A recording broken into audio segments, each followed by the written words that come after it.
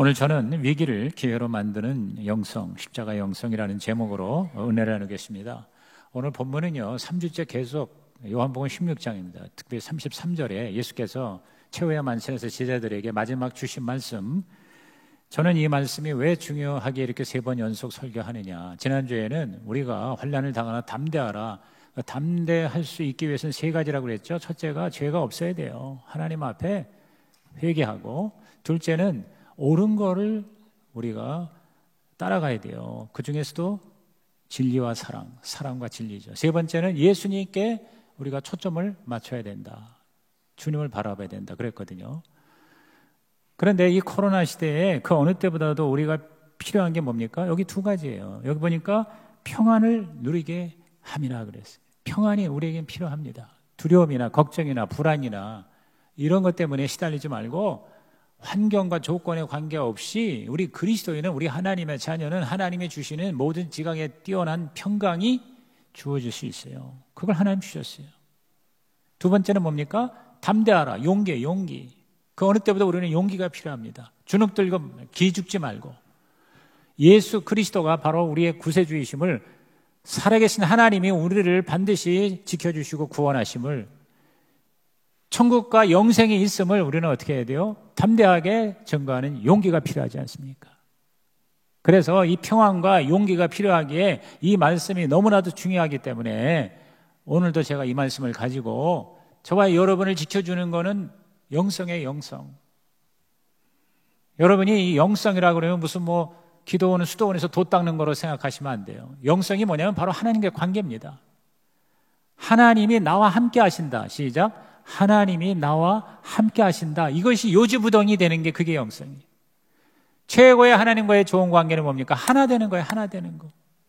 그래서 예수님께서 끊임없이 제자들에게 내가 떠난다고 두려워하지 말아라. 나는 너희와 항상 함께 있다. 나는 포도나무가 너희는 가지다. 붙어있다. 하나다. 내 안에 너희가 거하고 내 말이 너희 안에 거하면 바로 하나님 나라다. 할렐루야. 여러분, 그걸로 여러분이 코로나를 이기고 여러분의 위기를 이기고 문제와 고난과 고통을 잘 통과하시기를 주님의 이름으로 축원합니다. 그러면 그 영성이란 도대체 뭐냐? 오늘 3가지로 요약해서 여러분이 마음에 확실하게 심어줬으면 좋겠어요. 첫째가 바로 하나님의 마음. 시작. 하나님의 마음입니다. 자, 빌립보서 2장 5절에 뭐라고 했습니까? 다 같이 읽습니다. 너희 안에 이 마음을 품으라. 곧 그리스도 예수의 마음이니. 마음을 품으라. 마음을 품으라. 여기에 이 마음이라는 게 뭐냐면 영어 성경에는 태도예요. 태도. attitude. Your attitude should be the same as that of Christ Jesus. 예수님의 태도, 예수님의 마음을 가지고 살면 우리는 환난을 담대하게 이길 수 있다. 그랬어요. 그럼 예수님의 마음이 뭘까? 그러니까 하부르타 하는 거예요. 그냥 이렇게 앉아서 그렇구나 하고 가르치는 거 듣는 게 아니라 여러분이 마음이란 뭘까? 예수님의 마음이란 또 뭘까? 예수님은요, 절대 긍정의 태도를 가지고 사셨어요. 짧은 생애였지만 여러분, 예수님도 고난, 시련, 고통이 얼마나 엄청났어요. 우리가 당하는 고난은 이건 비교할 수가 없어요. 하나님의 그 신성을 다 반납하고 그야말로 밑바닥까지 마치 벌레처럼 이 땅에 내려오는 고통, 억울하게 까닭없이 핍박을 당하고 채찍질을 당하고 십자가에서 죽기까지 하는 그 고통, 우리가 지금 어렵다 힘들다 고난이다 하는 거에 비할 바가 아니죠. 그런데도 불구하고 우리 예수님은요, 절대 흔들리지 않았다 이거, 포기하지 않았다 이거예요. 뒤로 물러서지 않았다 이거죠. 그게 바로 예수님의 마음, 그게 바로 예수님의 태도였죠. 이걸 품으라는 거죠. 그러므로 이건 바로 생각 훈련이에요. 의식화 훈련이에요. 저와 여러분이 이 믿음을 가진다. 이 믿음이라는 게 태도 아닙니까? 믿음이 태도인데 그 믿음이라는 게 뭐냐면 그냥 믿습니다가 아니라 철저하게 의식하는 거예요. 생각하는 거예요. 하나님이 계신다. 나는 하나님의 자녀다. 하나님이 내 아버지시다. 하나님이 나를 책임져 주실 것이다. 할렐루야. 여러분이 24시간 하나님을 생각하고 그 하나님 때문에 나는 내 팔자와 내 운명은 하나님이 반드시 보장해 주신다. 이게 믿음이에요. 그렇게 내가 의식하고 그리고 그 하나님을 실제로 의지하는 거죠. 따라합시다. 의식하고 의지하자. 의식하고 의지하자. 그게 믿음이에요. 내가 믿음이 있다는 건 그겁니다. 환난이 오고 핍박이 오고 고난이 와도 하나님이 계심을 믿기 때문에, 하나님은 나를 완전히 책임지시기 때문에, 하나님을 믿는다는 건 하나님이 눈에 보이지도 않죠. 그런데 뭐 약속의 말씀이 있잖아요. 그러니까 그 말씀을 내가 믿고 그 말씀대로 될 것을 끊임없이 내가 생각하는 거예요. 의식하는 거예요. 그리고 그 말씀을 의지하고 당당하게 용기를 가지고 나아가는, 두려움이 사라지고 평안이 임하는 저와 여러분 되시기를 주님의 이름으로 축원합니다. 하나님으로 옷을 입는 것이에요. 그래서 에베소 6장 13절에 하나님의 전신갑주를 취하라 그랬어요. 이는 악한 날에 너희가 능히 대적하고 모든 일을 행한 후에 서기 위함이라 그랬어요. 하나님의 전신갑주, 하나님의 무기로 내가 무장되는 거죠. 그러죠?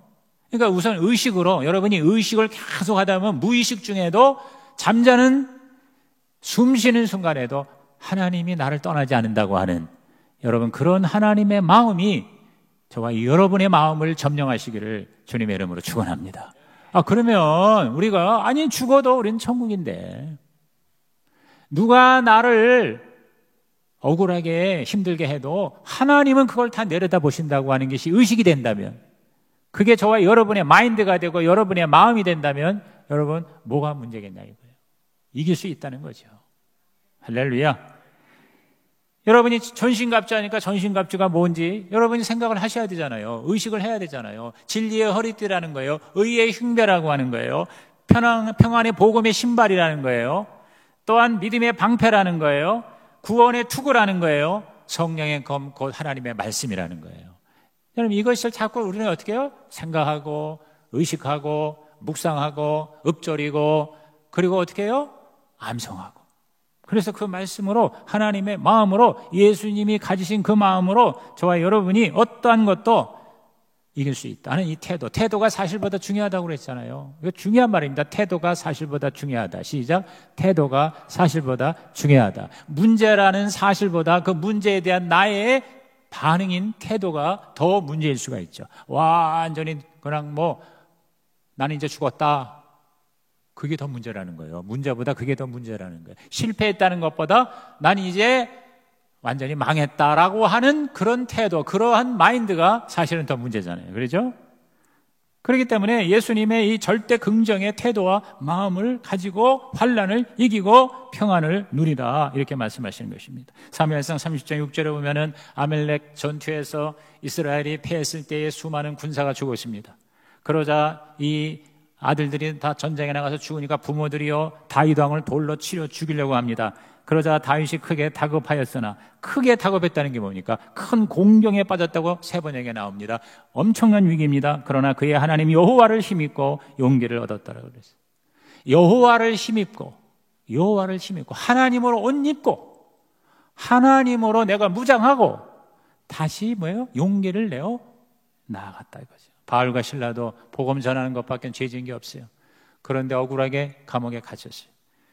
그러나 어떻게 했어요? 하나님으로 의식했어요. 의지했어요.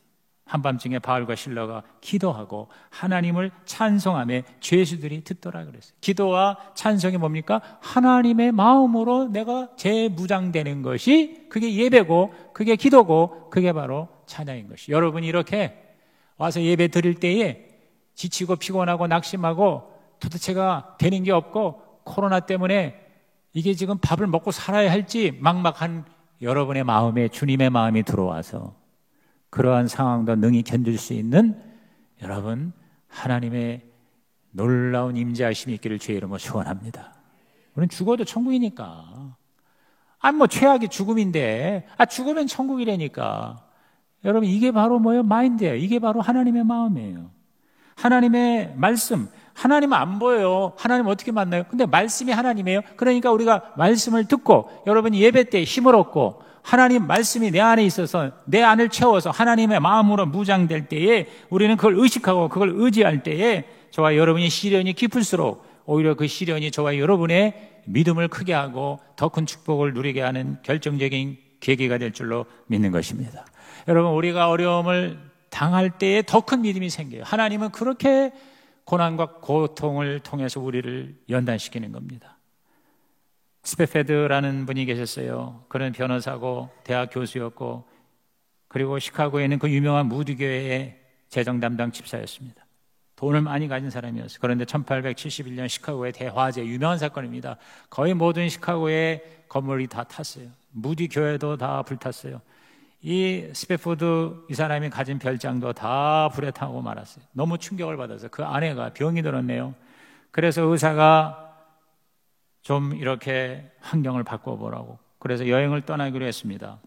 그런데 그 아내와 4딸만 먼저 보냈어요. 왜? 교회를 다시 재건하는 문제 때문에 이 스페포드 교수는 남아있었어요. 그런데 1873년 11월 15일 프랑스의 호화 여객선을 타고 간 이 아내와 딸이요, 며칠 후에 그 대서양 한복판에 영국의 철갑선인 로키안호와 정면 충돌을 했어요. 그래가지고 그 배가 226명과 함께 바닷속으로 수장이 됐어요. 마치 세월호처럼, 타이타닉처럼 배가 가라앉은 거예요.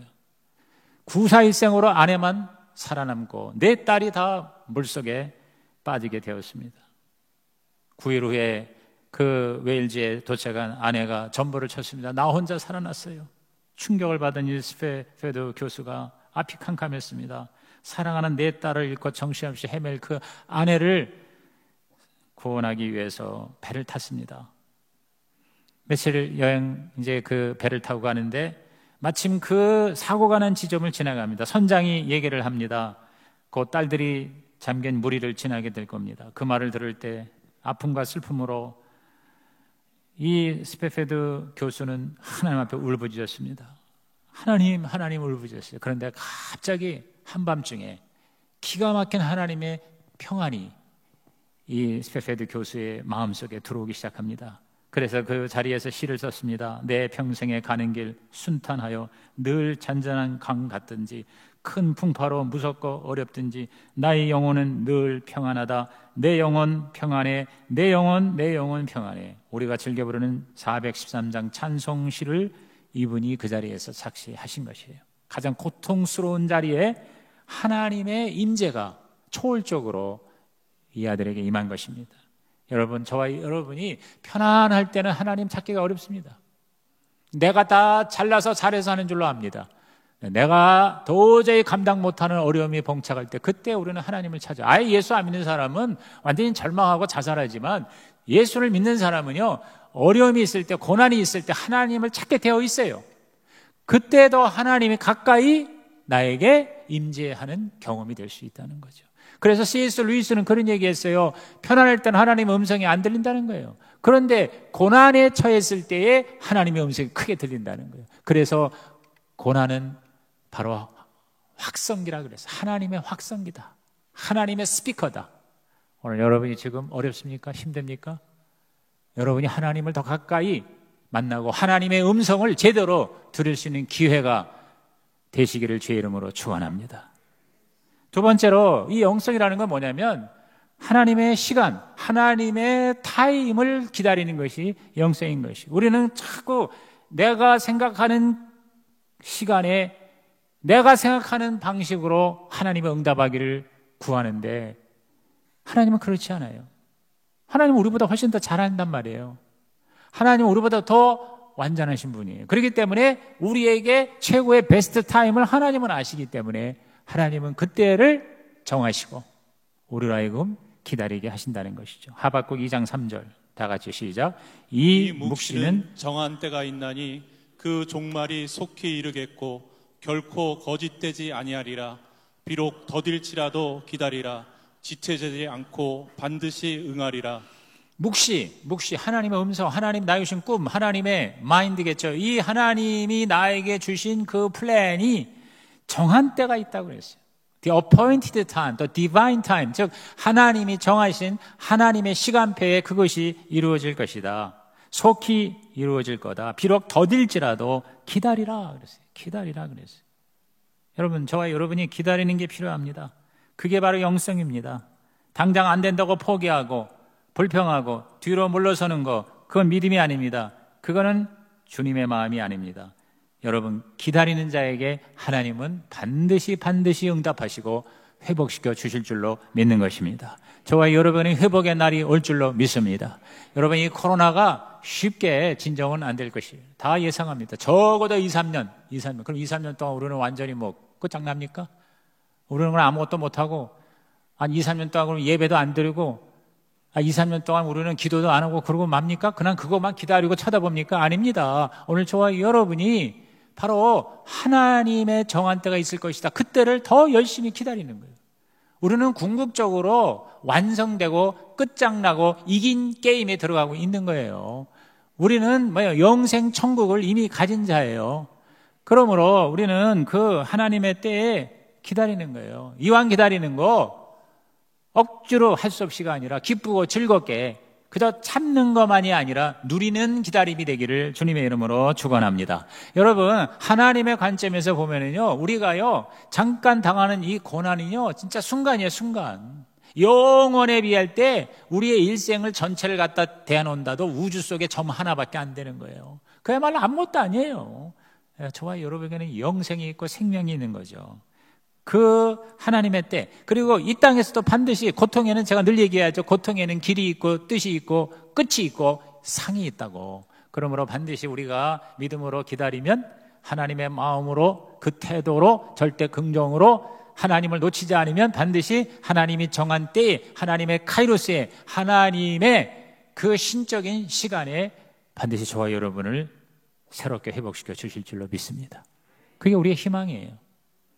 여러분, 600만 명이나 그 가스실에서 유대인들을 죽인 이 독일인들의 문제가 뭐냐면 양심이었어요. 여러분, 독일도 바로 기독교 국가입니다. 히틀러가 미친 짓을 했지만 독일 군인들이요, 그 유대인들을 그걸 함부로 이렇게 죽이기가 쉽지 않은 거예요. 그거 끔찍한 거 아닙니까? 그 짧은 시간에 6번만 1000만까지 가스실에다 넣고 별별 짓을 다 했거든요. 그래서 이들이 새롭게 만든 전략이 뭐냐면 유대인들을 인간이 아닌 짐승으로 만들어 버리는 거예요. 그래서 3만여 명이 수용된 곳에 화장실이 하나야. 그러니까 배변하느라고 난리야, 난리. 그러니까 다 아무데나 싸고, 심지어 자기 밥 먹는 식기와 깡통에도 배설을 하지 않으면 안 돼요. 아침에 일어나면 수용소는 온통 배설물로 악취가 나고. 그러니까 그 안에 있는 유대인들 스스로가 우리는 사람이 아니구나, 우리는 짐승이구나. 인간의 존엄을 잃어버린 그 사람들을 독일군들이요, 눈에 살려둘 아무런 가치를 느끼지 않는 거예요. 양심의 가치 없이 그냥 함부로 대하고 가스실을 집어넣고 별별 실험을 다 하고 마음대로 성폭행하고 그렇게 만든 거예요. 그런데 놀랍게도요, 그 가운데서도 기적적으로 그 수용소에서 나온 일부의 사람들인데 그들 대부분이요, 특징이 뭐냐면 두 가지입니다. 바로 인간으로서의 존엄의 가치를 잃지 아니하고 반드시 우리가 구원되고 회복되고 자유케 있을 거라고 하는 희망을 가진 자는 살아났다는 거예요. 그래서 매일 새벽 4시 반이면 물 한 잔이, 한 컵이 커피라고 하지만 사실은 악취가 나는 따뜻한 맹물을 하나씩 주는데요, 그 물을 이 사람들은요, 삶의 의미를 가지고 희망을 가진 사람들은 반 컵만 마시고 그 반 컵으로 세수를 합니다. 옷에 한 귀퉁이에 물을 묻혀서 이를 닦습니다. 얼굴을 씻습니다. 온 몸을 그걸로 목욕을 하는 거예요. 물 반 컵 가지고. 독일은 유태인을 짐승으로 전락시키려 했지만 반 컵의 물로 인간이기를 포기하지 않은 자, 발버둥 친 자는요, 그 안에서도 여러분 그 죽음의 수용소에서도 생명을 누리고, 그리고 나중에 살아나요. 그 중에 한 사람이 바로 그 유명한 빅토르 프랑크예요. 이 빅토르 프랑크가 나중에 죽음의 수용소라는 책을 썼어요. 여러분, 지금도 베스트셀러입니다. 여러분 꼭 한번 그 책 읽어보세요. 그 책 읽으면 지금 우리가 당하는 이 고난은요, 명함도 못 내민입니다. 정말 절체절망의 상황에서도 희망을 가진 거예요. 하나님이 살아계신다고, 하나님이 우리를 구원하실 거라고, 내가 견디고 참으면 하나님의 때에 자유케 되어 내 사랑하는 아내의 얼굴을 보게 될 것이다.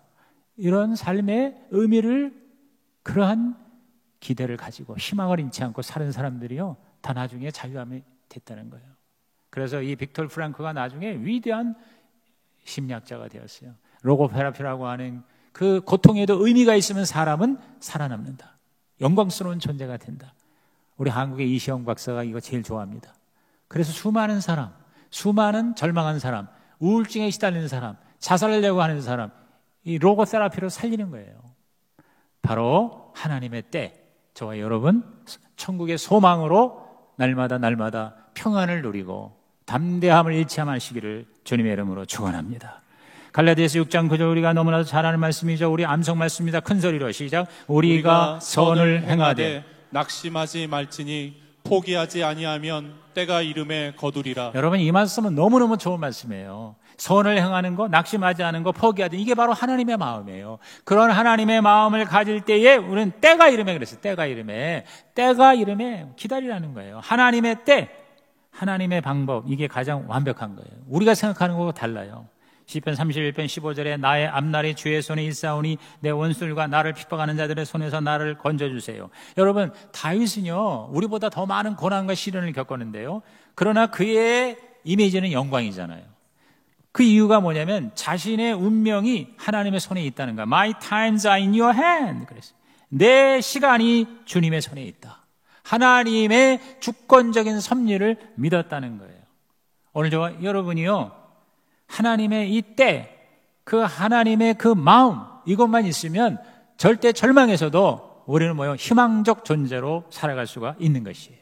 지금 작은 조각으로 망하지 않습니다.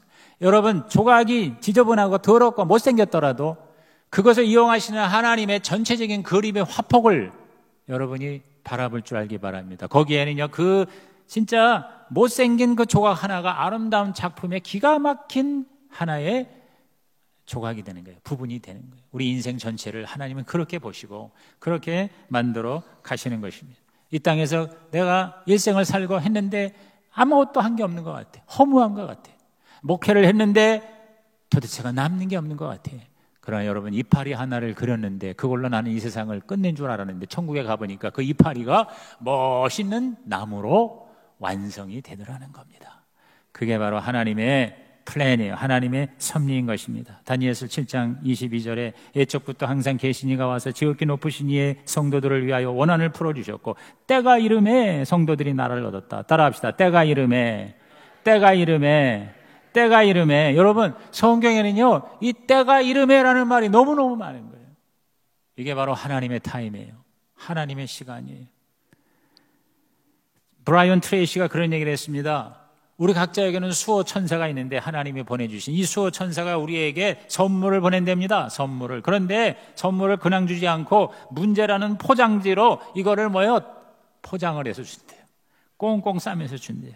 그래서 우리가 그걸 받고는 이거를 풀어야 돼. 이 문제를 풀어야 되는데 풀다가 힘들다고 포기하면 나에게 주어지는 선물을 받을 수가 없다는 거예요. 근데 선물이 좋은 것일수록 큰 것일수록 이 포장이요 풀기가 힘들대요. 근데 풀다가 그냥 힘들어 하고 포기해버리고 중단하면 선물 못 받는다는 거예요. 그래서 고난은 변장된 축복이다 하는 그런 말이 생기는 거예요. 하나님은 우리에게 축복을 해주시는데 변장을 해서 고난이라고 하는 포장을 해서 우리한테 주시는데, 왜냐하면 그 선물이 귀한 거를 알게 하기 위해서, 그리고 그 선물 자체보다 하나님을 더 사랑하도록 하기 위해서. 그래서 하나님께 기도하고 하나님의 도움을 받아서 하나님과 같이 포장을 풀게 하시는 좋으신 하나님. 여러분, 이 하나님으로 여러분은 위기를 기회로 삼으시기를 주님의 이름으로 축원합니다. 마지막 세 번째가 하나님의 목적. 시작. 하나님의 목적입니다. 우리가 하나님의 마음을 가지고 하나님의 시간을 기다리되 우리는 하나님의 뜻, 하나님의 목적을 정확하게 알아야 됩니다. 그래야 혼란스럽지 않습니다. 그래야 힘들지 않습니다. 히브리서 10장 36절에 너희에게 인내가 필요하면 너희가 하나님의 뜻을 행한 후에 약속하신 것을 받기 위함이라 그랬어요. 요한일서 2장 17절에 세상도 정력도 지나가되 오직 하나님의 뜻을 행하는 자는 영원히 거하느니라 그랬어요. 조지 트루엣이 말했습니다. 인간의 최대의 지식은 하나님의 뜻을 아는 것이고 인간의 최대의 업적은 하나님의 뜻을 행하는 것이다 그랬어요. 하나님의 뜻을 아는 것, 하나님의 뜻을 행하는 것, 이 두 가지가 저와 여러분 인생의 최고의 가치라는 사실을 깨닫기를 주의 이름으로 축원합니다. 교회에서는 하나님의 뜻을 아는 자리고 세상에서 사는 여러분의 삶은 하나님의 뜻을 행하는 자리가 되는 것이에요. 그게 바로 신앙이에요. 그게 바로 예수를 제대로 믿는 것이라는 거죠. 여러분, 하나님은 우리에게 시련, 환난, 고통을 직접 주는 분은 아니세요. 그냥 그거를 허용하셔서 통과하게 하시는데, 그걸 이용하셔서 저와 여러분의 참 모습이 드러나게 하사 우리의 부족한 점을 보완하시고 저와 여러분을 새롭게 개조해 나가시는 것입니다. 욥이 그랬지 않습니까? 모든 하나님의 사람이 고난을 통해서 진짜 하나님의 사람으로 업그레이드가 되어가는 걸 우리는 잘 알고 있는 것입니다. 베드로전서 5장 10절에 모든 은혜의 하나님 곧 그리스도 안에서 너희를 부르사 자기의 영원한 영광에 들어가게 하신 이가 그랬어요. 우리는 이미 이렇게 하나님의 사람으로 하나님께서 딱 도장을 찍어 주신 거예요. 예수 안에서 저와 여러분은 영원한 영광 천국에 이미 들어간 겁니다. 죽어서 가는 천국이 아닙니다. 이미 우리는 천국에 들어가 있습니다. 그래서 우리를 천국 시민이라고 성경은 말하고 있는 것이죠. 그런데 우리를 어떻게 한다고? 그냥 집어넣는 게 아니에요. 온전하게 하시고 굳건하게 하시고 강하게 하시고 견고하게 하시라 그랬어요. 이게 뭡니까? 바로 예수님의 모습으로 만들어서 집어넣으신다 그 말이에요. 이게 바로 하나님의 멋진 플랜인 것이죠. 여러분, 유명한 우리 인디안인 라코타 전사들은요, 싸움을 잘해요. 짐승을 잘 잡아요. 활로. 그런데 그들은 벼락 맞은 물풀의 나무가 활을 만드는데 최고의 재질인 걸 알아요. 그래서 그걸 찾으러 다닌대요. 숲속에서 벼락이 칠 때에 그 번개의 어마어마한 힘에 의해서 순간적으로 건조된 그 나무, 그 물풀의 나무, 그걸 가지고 활을 만들 때 가장 강력하고 튼튼한 활이 되고 화살을 잘 쏜다는 거예요. 저는 이 예화를 들으면서 저와 여러분에게 벼락 맞은 물풀의 나무가 되기를 바랍니다. 우리에게 환난과 고난이 번개치듯 벼락치듯 다가와서 어쩔 바를 모를 때 여러분 주저앉지 말고, 여러분 포기하지 말고, 하나님 없다고 원망하지 말고, 나로 하여금 강력한 하나님의 도구를 만드시기 위한 작업이구나, 이렇게 생각하셔서 우리의 고난이 하나님께 영광이 되기를 주님의 이름으로 축원합니다. 잘 풀리지 않을 때 더 우리는 하나님을 의식하고 의지해야 할 것입니다. 골로새 1장 24절에 나는 이제 너희를 위하여 받는 괴로움을 기뻐하고 그랬어요. 바울은 괴로움을 기뻐한대요. 이게 미치지 않으면 이런 얘기를 할 수 있어요. 그리스도의 남은 고난을 그의 몸된 교회를 위하여 내 육체에 채우노라 그랬어요. 바울처럼 고난당한 사람이 어디 있겠어요? 자기 잘 먹고 잘 살려고 성공하려고 고난당한 것이 아닙니다. 하나님 나라 위해서 복음 전하다가 3번이나 죽을 뻔하고요. 어마어마한 고난을 당했어요. 근데 그거를 뭐냐면 기뻐한다고 그랬고요. 그거는 바로 예수님이 자기에게 남겨주신 고난이라고 그랬어요. 여러분, 제가 이 팀 켈러의 고통이 답이라는 책 540페이지에 되는 벽돌책을 다 읽고 깨달은 게 그겁니다. 하나님이 저와 여러분에게 고난을 허용하는 이유는 그 고난을 통해서 예수님의 고난에 동참케 하시고, 그래서 예수님의 영광을 같이 누리게 하시기 위한 비상한 하나님의 방법이라는 것이죠. 여러분, 예수 믿는다고 고통이 사라지는 게 아니에요. 고난이 없는 게 아니에요. 오히려 어떤 면에서는 더 고난이 있을 수 있어요. 주님 뜻대로 살다 보면은요. 지난번 짐 엘리엇의 29살의 나이에 거기 가서 복음 전하다가 아마존에서 저렇게 죽은 이런 극심한 비극도 있을 수 있어요. 그런데 그것을 하나님이 허용하시는 이유가 뭐냐면, 고난을 없애는 게 아니라 기독교 신앙은 고난을 의미 있는 하나님의 축복으로 바꾸는 작업을 하게 하신다는 거예요. 그래서 예수님의 고난에 나도 동참케 하사, 구원은 거저받지만 하나님의 영광과 상급은 그 고난을 잘 통과하게 하사, 그 고난을 통하여 예수의 영광을 우리도 같이 누리게 하신다. 할렐루야. 여러분, 이게 바로 하나님의 기가 막힌 하나님의 뜻이에요. 그런 하나님의 목적, 거기에 우리가 집중해야 돼요. 그럴 때 우리는 안전지대 세이프 존에서 믿음지대 페이스 존, 성장지대 그로스 존으로 우리가 어떻게 해요? 업그레이드가 되는 거예요. 달라지는 거예요. 여러분, 고난을 통해서 위대한 인물이 되는 것은 기독교 밖에도 세상에도 얼마나 많이 있는지 몰라요. 여러분, 안드레아 보첼리라는 분 아시죠? 안드레아 보첼리, 이태리의 유명한 성악가입니다. 그는요 12살 때 축구하다가 시력을 잃었어요. 후천적 시각장애인입니다. 그럼에도 불구하고 열심히 공부해서 법학박사 학위를 받고 변호사가 됐지만, 그는 어렸을 때부터 음악을 하려고, 성악을 하려는 꿈이 있었어요. 그런데 다 말도 안 되는 소리다. 무슨 말이야, 앞을 못 보는 맹인이 노래를 부른다고 악보도 안 보이는데 어떻게 나가서 무대에서 사람들 앞에서 노래를 부르느냐 다 반대하고요. 안 된다고 그랬고요. 레슨도요 안 가르치려고 그랬어요. 근데 그는요 절대로 낙심하고 포기하지 않았어요. 그래서 뒤늦게 성악을 공부했어요. 30대 후반에 들어가서 세계적인 성악가가 되죠. 그는 그의 책에서 이렇게 얘기합니다. 나는 내게 주어진 불행에 적응하는데 일주일이면 충분하다 그랬어요. 어떠한 불행도 일주일이면 나는 적응한다. 일주일이면 나는 불행에 적응하고 이제 그 상태에서 내가 할 수 있는 최선의 일이 무엇인지를 찾아서 하고 누리고 즐긴다 그랬어요. 여러분 이게 바로 뭐예요? 예수 그리스도의 마음이죠. 태도죠. 절대 긍정이죠.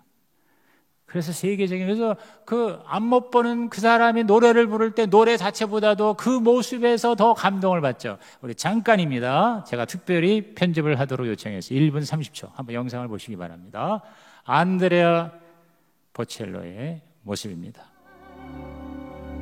24년 전의 모습이에요. 38살.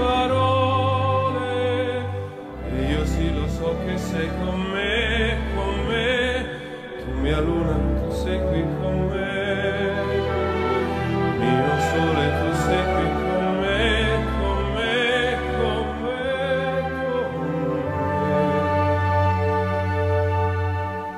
Time to say goodbye, paesi che non ho mai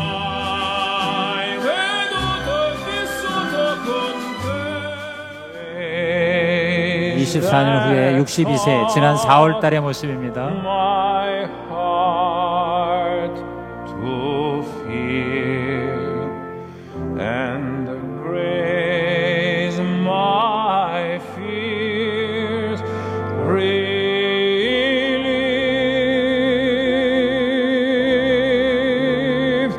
How precious dear that grace appear the hour I first.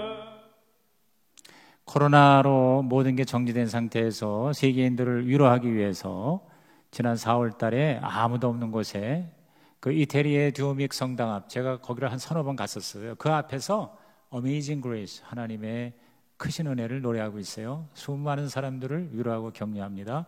비록 그가 맹인이었지만 오히려 그 고난을 통해서 더 많은 사람에게 감동을 주고 도전을 주는, 제가 볼 때는 하나님의 마음을 가졌어요. 하나님의 목적을 이룬 거예요.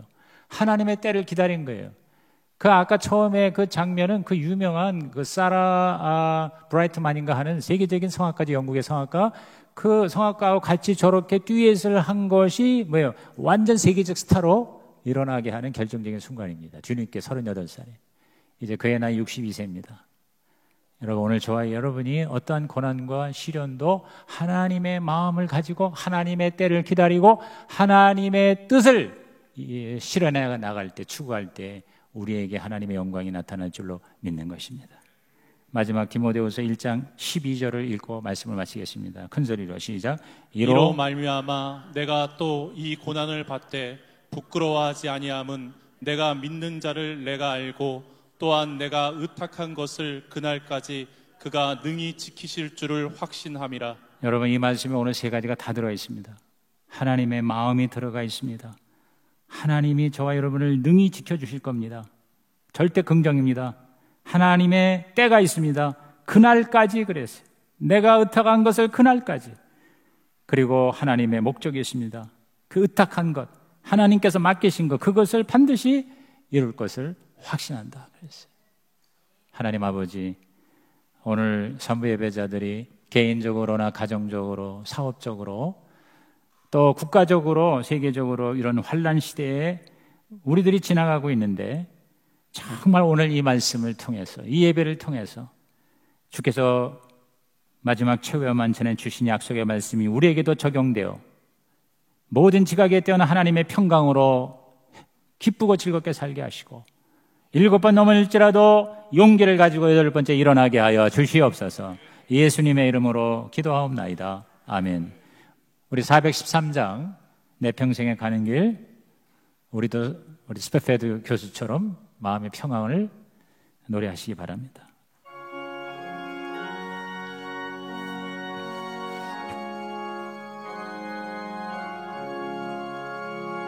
내 평생에 가는 길 순탄하여 늘 잔잔한 강 같든지 큰 풍파로 무섭고 어렵든지 나의 영혼은 늘 평하다. 내 영혼 평안해.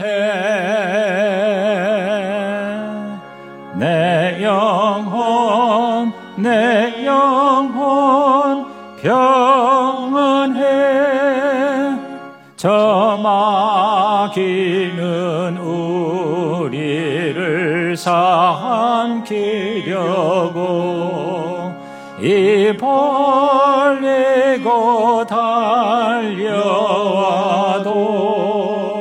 주 예수는 우리의 대장되니 끝내 싸워서 이기리라. 내 영혼 평안해. 내 영혼 평안해.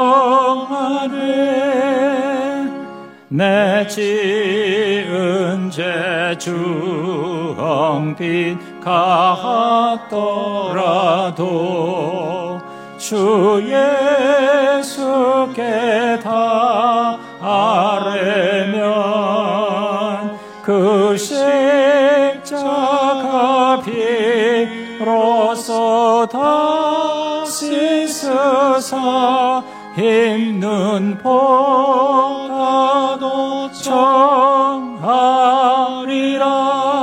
아멘. 내 영혼 평안해. 내 영혼 평안해. 저 공중에 구름이 일어나며 그 나팔이 울릴 때에 주 오셔서 세상을 심판해도 나의 영혼은 겁없으리. 아멘. 내 영혼 평안해. 내 영혼